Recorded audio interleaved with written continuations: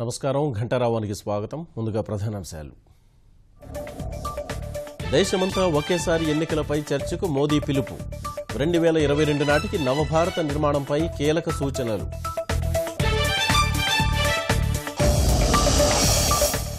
నేటి నుంచి 4 రోజుల పాటు ఎంసెట్ తొలిసారిగా ఆన్లైన్లో నిర్వహణ.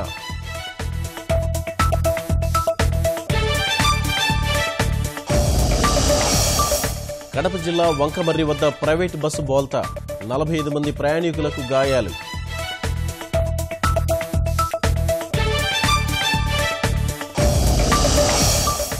అభివృద్ధికి ఆదర్శంగా సచిన్ దత్తత గ్రామం.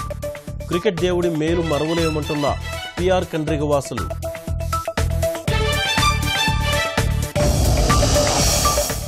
ప్రకాశం జిల్లా మద్దిరాలపాడులో ఉత్కంఠగా ఎడ్ల పోటీలు. పాలపళ్ల విభాగంలో బల ప్రదర్శనలు.